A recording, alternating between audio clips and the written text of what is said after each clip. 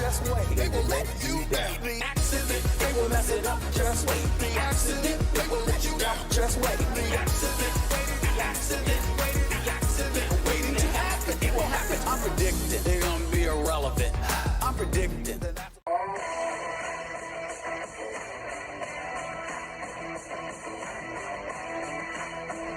Hello, folks. Welcome to Jeremy Hadler's YouTube channel. I'm your host, Jeremy Hadler, and oh my, did my team, the Green Bay Packers, acquire Micah Parsons? Had you told me, I still would not believe you. Had you still given me the news and said it, I still would not believe it. I thought it was clickbait garbage. I would have thought that instantly. But it's real. It is actually real, and we got him. Thank you. Thank you, Jerry Jones. We still own you, Cowboys. Thank you. Thank you. And so today, in this episode here, folks, I'm giving a full breakdown of the trade by going through what happened in the compensation part, how this all led up to this point here, and how the contract is structured, of course, and how Micah Parsons fits in now with Jeff Hafley's defense. This is fantastic here. Fantastic here. Before we start, make sure to leave a like on this video and subscribe to the channel if you're not done so already. Our subscriber count is growing huge. Thank you to everyone supporting the channel for these years. Appreciate it. And if you haven't checked out our previous videos, go check out my reaction to when we got Micah Parsons, or if you want to see the interview of Tom Grassi, is also on the channel here, folks. So be sure to go check that out, of course. Now, how did the Packers acquire Micah Parsons? How did that happen, guys? How? I still don't know how. But to give you the full details, and I want to say something first is thank you, Jerry Jones. Thank you for giving us Micah Parsons here. Because probably one of the worst Dallas Cowboy trades ever. It's not going to be the Herschel Walker trade. It is not happening, Jerry. It ain't happening. Now, what the conversation was, and I'll get more details of my pros and cons about it, was the Packers gave up their 2026, 2027 first-round picks, 2 first-round picks, and Kenny Clark, which, Kenny Clark, thank you for all the years you were with the Packers. One of my favorite players. Always loved watching you play. Going to miss you, buddy. Going to miss you. Now, what this situation reminds me of is Reggie White, and from Micah Parsons' situation, of course, guys, because when Reggie White left the Eagles, the owner at the time of the Eagles, not Jeffrey Lurie now, but the Eagles owner at the time, was not wanting to give Reggie White a new contract, was not willing to make him the highest paid guy, wasn't willing to do that. And Reggie White didn't have the success that he wanted with the Eagles. Now, of course, his stats were great, and he's a legend there at Eagles, but I'm saying, like, the playoff results, they did not go far. They did not get to where they're supposed to go. And that was the Cowboys, but the Eagles definitely were better in that time frame. But I'm saying, like, a little situation. Both were not happy, and they wanted out. And Reggie, he left to declare free agency, which was the first guy to ever declare free agency, to go to the Packers. And with Micah Parsons, he got traded to the Packers, which this is probably the biggest trade in Packers history since the Brett Favre trade back in the 90s when we first got him for just a first-round pick. The Falcons did not want him at all. They didn't want him. We probably could have gotten him cheaper than a first-round pick, but hey, it all worked itself out, and we had a great quarterback. So I'll take that. And with Micah Parsons, welcome to the crew. Welcome to the family of the Green Bay Packers fandom. Welcome to that. Now, I'm still shocked because Jerry is known to be a tough negotiator. We have seen it with Dak Prescott last year, being the highest paid quarterback. We saw with CeeDee Lamb the year before. In the 92-93 season, if you've seen that Cowboys Netflix documentary, he did with Emmitt Smith. They went 0-2 to start the season, and then they won the Super Bowl by Jerry Jones giving him a new contract and all. So knowing the history with Jerry Jones and what he is, Jerry does not do that. He doesn't let guys go. He doesn't let the Hall of Fame guys or guys who are on track to be a great player, a great all-time player for their team. He doesn't let them go. So that shocked me right then and there. Now, what my mind even more about this situation is this could have all been resolved with Jerry and Micah and the Cowboys. This could all been resolved from this past March, this last year. This could have been all resolved here. It could have been literally all resolved, and instead, he gets traded to the Packers. Thank you again. Because Jerry could have been simple and just given him the money because it did not happen, and tension grew between the two, and it just didn't work out. They trade him also, another thing that mind boggles me, is to an NFC team. You didn't trade him to an AFC team. You traded to an NFC team in your conference, which you really shouldn't do that because that's the competition. And that's the Cowboys' daddy. The Packers are the Cowboys' daddy here because the Packers have whooped the Cowboys since AT&T Stadium has opened, and the Packers have more Super Bowls in that stadium than the Cowboys do. Now, what Jerry's great at is marketing. Of course, he's great. But GM, not the guy. Jerry, you got to hand the keys over. Hand the keys over to your son, Steven. You got to hand the keys over here, buddy. The interesting fact, of course, like to point out from what I've seen from Packer fans is Favre had Reggie White, of course. Rodgers had Clay Matthews. And now Jordan Love gets Micah Parsons here. And Micah Parsons, he's a 3-time All-Pro. He's been top 5 in Defensive Player of the Year in all the seasons he has played. And right now, he is the favorite to win that award right now. So we'll have to wait and see if that happens. Of course, hopefully it does, but I'd like to win a Super Bowl out of that. The thing that also minds value from just not only from the Cowboys side is the Packers. My team has done the impossible. We don't trade for superstar players. We don't draft wide receivers. This is the year of like you're in a bizarre world, like in Seinfeld, like in Jerry's Bizarre World. The Packers, they drafted a wide receiver. I wasn't born the last time the Packers drafted a wide receiver in the first round. Thank you, we got Matthew Golden. Number 2 is we don't trade for superstar players. We usually don't. We were in discussions a couple years ago with the Khalil Mack trade, and this is very similar to what the Khalil Mack trade was, and I'll pop right up here to show you the graphic here. Very similar type of deal, and Khalil Mack got a huge contract to be the highest paid defensive player at the time. Now, will the result happen? I think Micah Parsons has more upside than what Khalil Mack had when he got traded to the Bears. I think that's the case for me. Now, when that deal happened for the Khalil Mack trade, back then I wanted to get Landon Collins from the New York Giants, who was a Pro Bowler, wanted Khalil Mack to come to the Packers because I thought he'd be a good force to help out Aaron Rodgers. You look at it now, like 8 years later here, we got Xavier McKinney from last year from the Giants, replaces that, and now you got Micah Parsons replacing Khalil Mack. What I will say of the pros and the cons from this is this was a fleece trade for the Packers, in my opinion here. Now, you have to wait and see, of course, how it all plays out, what the Cowboys do with their draft picks, and how Kenny Clark does, and how Micah Parsons does, of course. We have to wait and see. But I still think the Packers won this deal. I still think it was won by this deal because the 2 first-round picks, of course, are going to be the late 20 picks. I don't see the Packers falling drastically way down unless, like, everyone gets hurt, for example. Knock on wood, hope that does not happen, of course. But that is how I see if the Cowboys really want to influence like the draft picks to get really high or trade them to get higher picks. Maybe that's the case for them. But what has happened when the Cowboys have their late 20 first-round picks, like in the late 20s, they have not been great. Their last 2 guys have been pretty much bust players. They have not been great, and they're both on the defensive side of the ball. Not great. So I feel a little bit better about that. Now, still, of course, wait and see. Maybe they're lucky they get a great player out of it, but still wait and see.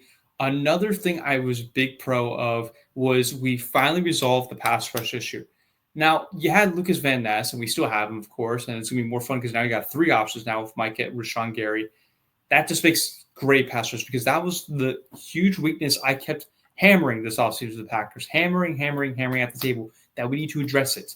I want like a guy to make an instant playmaker. I wanted that. Now, Rashawn Gary, I mentioned before, he's an elite guy, but he's not like a Micah Parsons. He's not like Trey Hendrickson. He's not like TJ Watt. We need someone like that. And, of course, we got Micah Parsons now. Lucas Van Ness, he's not the guy. He's just not what we need to see a breakout here. And if we did not make this trade here, for example, I don't have much faith in that Packers pass rush at all. And it was one of the worst in pass rush win rate. It was not great last year for that, but overall the defense was so fantastic. So cons, of course, is you lost Kenny Clark, which is one of your best interior defensive linemen. Now, the interesting thing with Kenny Clark is he had a toe injury after the Week 1 game in Brazil against the Philadelphia Eagles. He had a down year. He's starting to decline. So that's something else that I think that why the Packers won is because they just got rid of Kenny Clark, who was probably in his last year's deal, to get released anyway. The other cons, like you give up 2 first-round picks. Now, usually I don't like it, but when it's a superstar player, you can't go against it, especially if you're having like a potential great player. Now, the biggest issue I have, of course, is the playoffs for Micah Parsons here because he's not performing the playoffs. Look at the Packers-Cowboys game. Look at the Cowboys-49ers game playoffs the past couple years. He is not showing up when you need him to show up. I need him to show up and make that instant impact when I need to see it here. So when he can do that for me, I'm going to be very, very happy. Now, I'm already stoked and I'm very thankful for this deal, but that's my one critique I really have of Micah Parsons. He does fantastic work. He does great playing here, but he needs to show up in the playoffs here because we need instant playmakers that can win. in the playoffs and win us a Super Bowl trophy here. That has to get done here. Now, the other concern I have too is a little bit of the money here. Now, I know it's a lot of money. This contract starts getting in here to kick in because he already has that previous year, as I mentioned before, with the Cowboys here. So he basically has got a 4-year extension here, but his 2025 season is going to be a $1.17 million base salary. He has a $9.9 million cap hit, and the dead cap, if you just got away from him, which is not going to happen, is $120 million dead cap here. The second year, he makes $2.387 million base salary, a $19.237 million cap hit. So it goes down, the cap goes up, of course. 2027, $3.107 million base salary, $26.845 million cap hits. And the dead cap drops significantly to a $60.8 million dead cap. 2028, he makes a $40.5 million base salary, gets a $64.2 million cap hit, and a $17.6 million dead cap. In 2029, he would be making a $43.55 million base salary and a $68.28 million cap hit, and his dead cap would be 8.8. This obviously makes him the highest paid non-quarterback, 47 per season here. This is a good deal, in my opinion here. Knowing the Packers, they are very good when constructing contracts, especially when you have Russ Ball, the guy who always figures out how to structure the contract, always figures out how to structure it. And to give you an interesting fact about Micah Parsons here, he's one of two players here. The other player is Reggie White in this category. He's generated at least 12 sacks in each of his first 4 NFL seasons in his entire career to join Reggie White in getting 12 sacks at least. The other interesting fact that I think did play a little bit of role, which I'm going to get to Jordan Love in a little bit, is when Micah Parsons was with the Cowboys here, he had the Packers' former head coach, Mike McCarthy, who he had his entire career basically, except the last couple of months with their new head coach for the Cowboys here.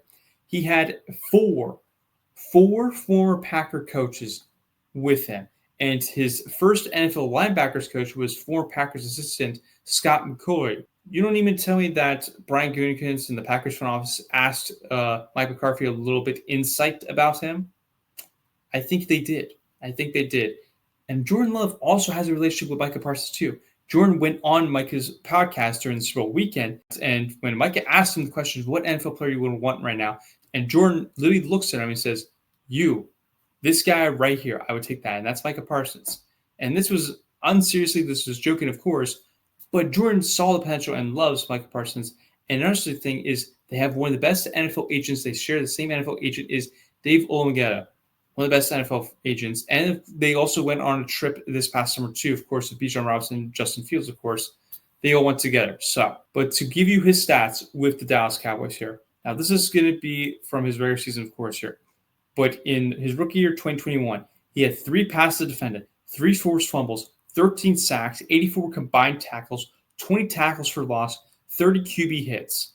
In 2022, he had 3 passes defended, 3 forced fumbles, 13.5 sacks, 65 combined tackles, 13 tackles for loss, 26 QB hits. 2023, he had 2 passes defended, 1 forced fumble, 14 sacks, 64 combined tackles, 18 tackles for loss, 33 QB hits. And last year, of course, 1 pass defended, 2 forced fumbles, 12 sacks, 43 combined tackles, 12 tackles for loss, and 23 QB hits. To give you the total of that, everybody, as I'm showing here on this graphic here, he had 52.5 total sacks, 9 passes defended, 8 forced fumbles, 256 combined total tackles, 112 QB hits, 63 tackles for loss. Pretty good numbers, guys. Pretty good numbers here.